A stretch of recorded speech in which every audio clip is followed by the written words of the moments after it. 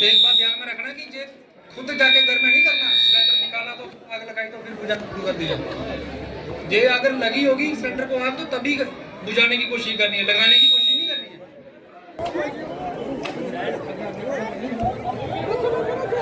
ये सिलेंडर को आग लगे सपोज किया, ठीक है।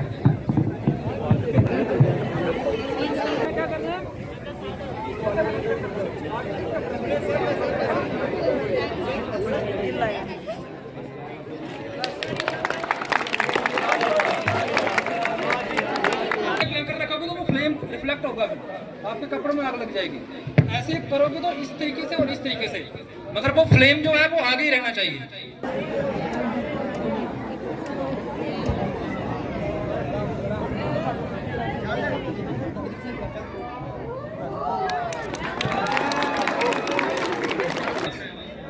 सबसे बड़ी बात ये पैनिक नहीं होना है। ये आ गया ब्लैंकेट के साथ।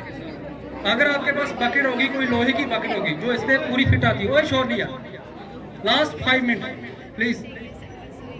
अगर कोई लोहे की बकेट होगी उसको भी आप एकदम इसको उल्टा करके रखोगे ना तो आग बुझ जाएगी। हमारे पास जो बकेट है ये बिल्कुल नरम है, इसलिए हम बकेट के साथ नहीं दिखाएंगे, क्योंकि जहाँ तो पेंट वाली बकेट चाहिए जो हार्ड होगी, जहाँ तो लोहे की बकेट चाहिए, ठीक है।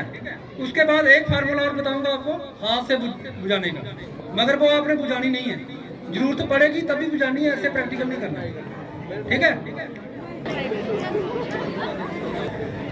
ये देखो ये फ्लेम चल रहा है, आपने क्या करना है, फ्लेम के बैक साइड पे आ जाना है जहाँ पे, और शॉर्टकट तरीके से हाथ लिया, बिल्कुल शॉर्टकट तरीके से जहाँ से, और एक फिंगर इस तरीके से ऐसे पूरा हाथ रखना, इस तरीके से ऐसे लिया, इस तरीके से आपने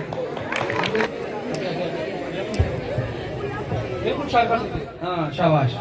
कि किचन में एक फायर एक्सटिंग्विशर छोटा 1 लीटर का और एक फायर सेफ्टी हुक होती है, वो जरूर रखनी है अपने घर में। अगर कहीं सिलेंडर को आग लग जाती है तो सबसे पहले क्या करना है, पैनिक नहीं होना है, उस फायर हुक से आप सिलेंडर को खींच के ओपन एरिया में ले आओ।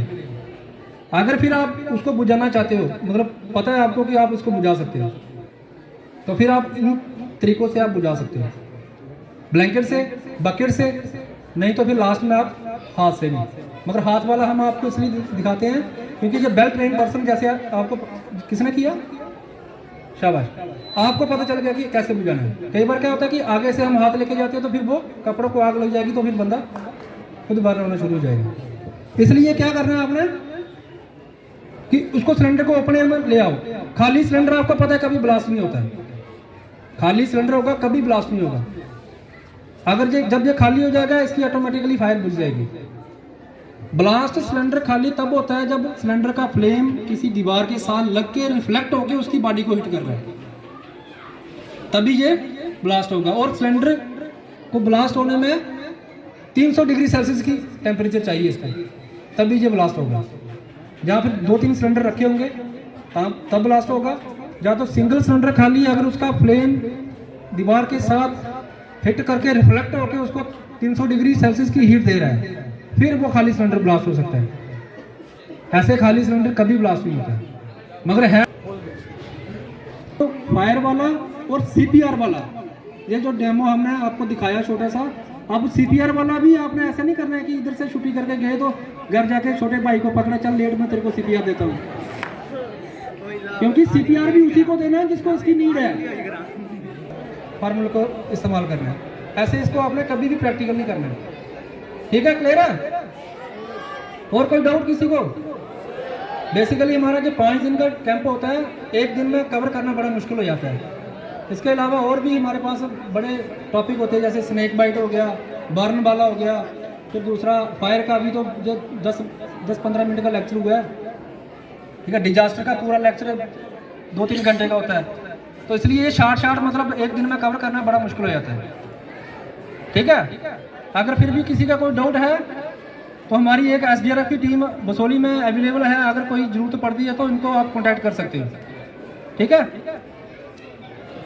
क्या क्या होगी कि उस एरिया आदत हुई है जहाँ पे का जो इन्वायरमेंट है, सबसे पहले 1 नंबर 2 वहाँ वो क्या हो जाए, हेल्पलेस हो जाए, नंबर 2। नंबर 3 वहाँ का जो कम्युनिकेशन है, वहाँ का जो बिल्डिंग स्ट्रक्चर है वहाँ का जो बिल्डिंग स्ट्रक्चर, तो ये चीज़ें जहाँ पे 3-4 चीज़ें जहाँ पे लागू होती हों, डिजास्टर मैनेजमेंट एक्ट और एनडीआरएफ और एसडीआरएफ की प्रेसी यही बोलती है कि जहाँ पे ये चीज़ें लागू होती हों उसी को हम एनडीआरएफ से बिलोंग करने वाले लोग। अब बात ये आती है कि ये जरूरी नहीं है कि जहाँ पे एसडीआरएफ रिस्पॉन्स करेगी जब वहीं पे एनडीआरएफ रिस्पॉन्स, ठीक है। अब कई बार ऐसा होता है कि रोड पे कोई एक्सीडेंट हो जाता है, वहाँ पे मल्टीपल इंजरीज हो जाती है, तो वहाँ पे भी एनडीआरएफ या एसडीआरएफ अपना रेस्क्यू ऑपरेशन चलाती है। या कहीं लैंडस्लाइड हो जाती है, वहाँ पे बंदे ट्रैप हो जाते हैं, वहाँ पे भी एसडीआरएफ रेस्क्यू ऑपरेशन करती है। जहाँ पे जो आर्मी का एक हेलीकॉप्टर क्रैश हो गया था, तो वो रेस्क्यू ऑपरेशन कितने देर लंबा चला था? वो एनडीआरएफ और एसडीआरएफ का कंबाइंड रेस्क्यू ऑपरेशन चला था। वो 73 डेज के बाद एक पायलट की डेड बॉडी मिली थी। कितने दिन के बाद?